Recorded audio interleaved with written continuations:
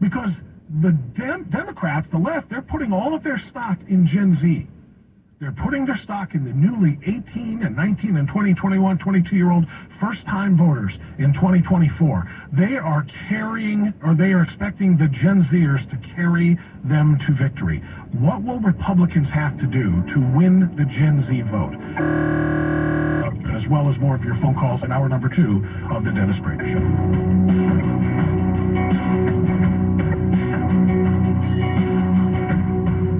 Dennis Prager here. Now is the time to sign up for our trip to Israel this fall. Mike Gallagher and I are all headed to Israel this October. Don't miss the Stand with Israel tour with our trusted partner, Inspiration Cruises and Tours. We'll visit amazing places in Israel, sure to amaze and inspire you with every step. Visit StandWithIsraelTour.com to sign up today. In Israel, we'll explore key sites you won't forget. We'll walk on the ancient streets of Jerusalem, sail the Sea of Galilee inside first-century boats, and visit the Western Wall, a spiritual experience you don't want to miss. Our expert guides will help explain the importance of every site, and the food and accommodations are precisely designed with you in mind. No other trip will be like the Stand with Israel tour. Sign up today to travel with Mike Gallagher and me this October. Call 855-565-5519 or visit StandWithIsraelTour.com. Now, more than ever, you need information here when you need it. 860 AM, The Answer. KTRP San Francisco. Streaming now on smart speakers and the Odyssey app service of Salem Media Group.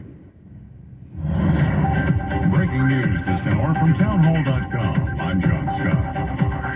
President Biden says the Good Friday Agreement for Northern Ireland is a testament to the possibilities of peace. Where barbed wire once sliced up the city, today we find a cathedral of learning, built of glass, and let the shine light out in and out. It just has a profound impact, and for someone who's come back to see it. The president delivered remarks marking the 25th anniversary of the agreement at Ulster University in Belfast today. Also at townhall.com, another Republican one step closer to entering the 2024 presidential race.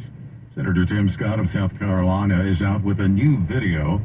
In the video, Scott highlights his biography as a black man who overcame poverty and says liberal Democrats have weaponized race to divide the country. Wisconsin Senator Tammy Baldwin announcing she'll be running for re-election in 2024. Bob Agnew reports. Senator Baldwin's announcement is welcome news to Democrats who will have to struggle to hold on to their slim majority in 2024. Wisconsin will be one of the most watched swing states. It's also home to one of the upper chamber's most conservative members in Senator Ron Johnson. Baldwin became the first openly LGBTQ member of the Senate when she was first elected in 2012. She won re-election in 2018, defeating her Republican opponent by more than 10. Commissioners in Memphis scheduled to decide whether to return a black Democrat Republican-led Tennessee House.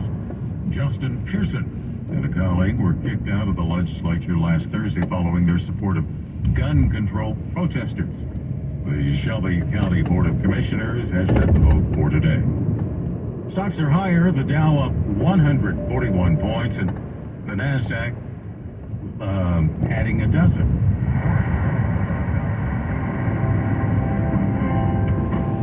Bill O'Reilly here. You are listening to the O'Reilly Update. Coming up next, the news with Mike Slater. Thank you, Bill. It is Wednesday, April 12th, 2023. Here's what's happening today in America. The Democratic Party chooses their convention city. Louisville releases body camera footage. American Special Forces in Ukraine. And most Americans are feeling the financial stress. It's all coming up. And Bill O'Reilly with your message of the day. But first, the Democratic Party decided, of all the cities in the country, to have their next convention in Chicago. The 26th time that Chicago's hosted it. Most in the country. Last was 1996, but the most notable was 1968. We may see some repeat of that in some ways. The Republican convention is going to be in Milwaukee. In totally unrelated news, Walmart just announced that they're closing 4 stores in Chicago. They said these 4 locations have not been profitable since they opened 17 years ago, with annual losses doubling in the last 5 years. Whole Foods just closed their big flagship store in downtown San Francisco. Why did Whole Foods close down? Because it was too dangerous for the employees to go to work. Police released the body camera footage of the shooting in Louisville. Officers responded in 3 minutes after the first shots were fired. Another quick response, just like the police in Nashville a couple weeks ago. Apparently, the early reports that the murderer was recently fired were incorrect. He was still an employee there. Just like in Nashville, it's so encouraging to see these officers courageously drive to the scene of an active shooting and get out and engage the shooter without hesitation. Wonderful to see these men and to know that sheepdogs like this still exist. Dozens of leaked intelligence documents reveal that there are, or were, American special forces in Ukraine. According to the document, England has the largest number of special forces, 50, followed by NATO states, Latvia, 17, France, 15, the United States, 14, and the Netherlands, 1. The document does not say where the special forces are, what they're doing. Russia loves this, of course, more ammunition for them to say that they're not just fighting against Ukraine, but all of NATO as well. Pentagon officials have confirmed that some of these documents at least are real, but they haven't said which ones are or aren't. A CNBC survey finds 70% of Americans feel financially stressed this year. But Joe Biden says it's the greatest economy ever. Inflation costs $5,200 for the average family. It's $433 a month. 36% said increased interest rates are causing them stress. Only 13% of adults say they are very confident in America's banking system. Only 45% of adults say they have an emergency fund. And for those who do, 26% say it's less than $5,000. I'm Mike Slater from the podcast Politics by Faith. Bill O'Reilly with your message of the day. Next. The chairman of the Fed is promising more pain ahead. Last year's stocks dropped 20%, and this year could be worse. You are right to be worried. So please call the only precious metal dealer I trust, American Hartford Gold. They'll show you how to protect your savings and retirement accounts by diversifying your portfolio with physical gold and silver. Since I have been a client and spokesperson, the price of gold has appreciated more than 35%. So please call today and they'll have physical gold and silver delivered right to your door or put inside your IRA or 401k. Tell them Bill O'Reilly sent you, and they will give you up to $5,000 of free silver on your first order. Please call 877-444-GOLD, 877-444-GOLD, or text GO. Streaming at 860amtheanswer.com, our mobile app, iHeart, TuneIn, and the Odyssey app. If you can't find us wherever you go, you're just not trying.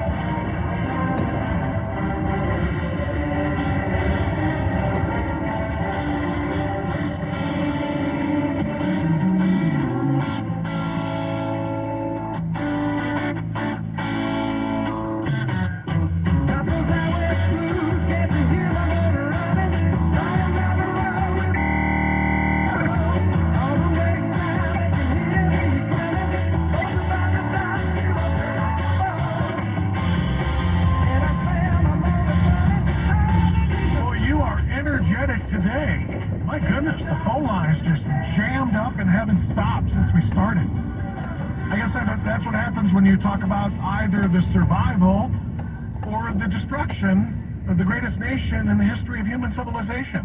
And that is what is at stake. Welcome. Hour number 2 is underway now. Bob France sitting in for Dennis Prager. So happy to be here. I love talking to Dennis's folks. We replayed, by the way, an interview that I did with Dennis on his book, The Rational Bible, on Good Friday. And I had people texting me saying, ask him this, ask him that, ask him this. And I had to respond and say, it's not live. This is Good Friday.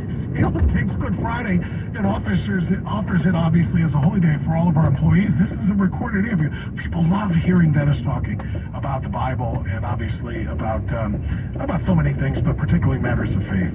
So I love talking to his audience. They just have a great relationship, and I'm so glad to be here. Home base is WHK Radio in Cleveland, Ohio, AM 1420, The Answer. You can check it out at WHKRadio.com. I'm on right before Dennis every day, 9 to noon, right here in Cleveland. So I want to go back, and if you're on hold, bear with me. Like I said, tons of people on the phone lines right now. I'm going to come to you as quickly as I can, but I want to hit something here because this is important. whether we coalesce around our candidate or not, and we better, which is my point at the top of the last hour, I said we need to be more like Democrats. And before you go flipping your gasket and turning off your radio, all I meant was Democrats are going to unify around their nominee, whether it's Joe Biden for another 4 years of dragging his decrepit corpse around and pretending that it's alert and awake like Weekend at Bernie's, or whether they hand it off to Kamala Harris, which is so cringeworthy I can't describe it to you, or whether they give it to the greasy Gavin Newsom, and I'm going to talk about him in a while. They're going to completely surround him with support. They'll throw hundreds of millions of dollars at his campaign, and they'll do everything they can, and there will be no Democrat who says, well, if it isn't Joe, I'm not voting. Or if it isn't Joe, I'm going to vote for the Republican. But yet on the Republican side, I read them every day on Twitter, there are people who are Trump supporters who say, if it isn't Donald, I am not voting. Or if it isn't President Trump, I am voting for the Democrat. I have seen them sit in Reddit. Understand? We can't do that. But now, assuming we do, like the Democrats do, surround our candidate with support, whether you started out as a Trump supporter in the primaries or not, if he's the guy, you do everything you can to get him elected. And if it isn't him, you do everything you can. We're going to have to win Gen Z votes. There's an article, in fact, a couple of them that came out toward the end of last week that I want to share. In fact, I read this first one on Monday. This is from the Washington Examiner. Biden enlists hundreds of social media influencers for upcoming re-election bid. In other words, they're going to partner with these young bubbleheads on TikTok and on Instagram that have this massive following among young bubble-headed kids, and they're going to pay them money to tell their kids, or to tell those kids to vote for Joe Biden again. They're going to pay them money to lie about Biden's record and make it try to make it look good. And these young bubble-headed kids follow the young bubble-headed kid influencers, and they're saying, okay, and they're all on board. Now this is reality. If you don't think that this is the social media influencer aspect of this is real, all you have to do is look at the transcript. All you have to do is look at Dylan Mulvaney. Who's Dylan Mulvaney? Dylan Mulvaney is the face that you cannot get off of your screen because he is everywhere. Dylan Mulvaney is the little feminine dude who dresses up in dresses, sometimes dresses up in the attire of a 6-year-old girl, but he says he's a woman or a girl or whatever it is on the day, and he lives his life 24/7 in front of his cell phone camera. I mean, everything he does is recorded. It's like the Truman Show. Remember the old Jim Carrey movie? Except that one, he didn't know that he was on camera 24/7 as the world watched him. This Dylan Mulvaney guy does. And Dylan Mulvaney, this is the guy that says he's a girl that Joe Biden invited to the White House to do an interview with him. Remember this from last year? So you can't get him off it. This is the guy that is killing Bud Light. Because Bud Light, Anheuser-Busch, for some ridiculously unknown reason, put this Dylan Mulvaney dude's face on their cans as a part of inclusiveness. And Bud Light drinkers and Budweiser drinkers and Anheuser-Busch product drinkers all over America are turning it off now and dumping it out, rather. But you can't get this person's face off of your screen. And the reason why endorsers are giving money, this is a biological male who has a male chest, which means he does not have breasts, but yet got an endorsement contract from Nike to promote sports bras. That's how influential some of these online influencers can be. Corporations pay them money to sell messages that they're wholly unqualified to sell. That same influencer, Dylan Mulvaney, does not have ovaries, does not have eggs, does not have fallopian tubes, nor a uterus, nor a vagina, yet has an endorsement contract and makes thousands of dollars every month to sell tampons. Wait, what? Yeah. Corporations recognize the influence that even freak shows who are social media influencers who get millions, and this is how they decide to pay them, millions of impressions, meaning they've been seen X number of times, whether people is irrelevant. They get seen millions of times, and based on those numbers of social media impressions, they pay them to promote and hawk their products. Even, like you said, even if it's a biological male who cannot menstruate, endorsing Tampax. So all of that is to say this. These are the people that Joe Biden is reaching out to promote his agenda and his platform for re-election. These social media influencers on these platforms really impact young kids, and that's who they're targeting, is young voters. Like first-time voters at 18 next year, or 19, or 20, the ones in the presidential election, whatever the case might be.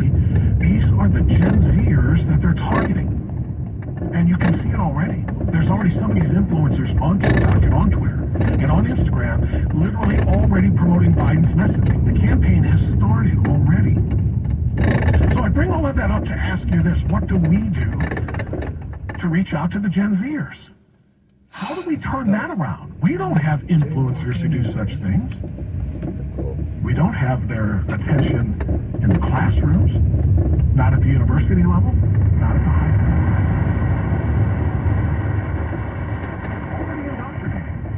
Hell, let's be honest. We don't even have their attention when they're in preschool, because the internet is filled with these freak show preschool teachers and daycare providers with the nose rings and the rainbow hair, and they're on there talking about how they are sexualizing children, teaching them as long as they can talk. If they're 3 years old, 4 years old, as long as they can talk, they're talking to them about finding out who they are and what they are and whether they want to be a boy or a girl. They're already trying to confuse them at the youngest ages. So what do? How do we get a part of Gen Z to pay attention to reality? And how deep is the problem? Because if the media is going to continue to promote and perpetuate Democrat lies and Joe Biden's record of failure as a record of success, that's traditional media. If social media can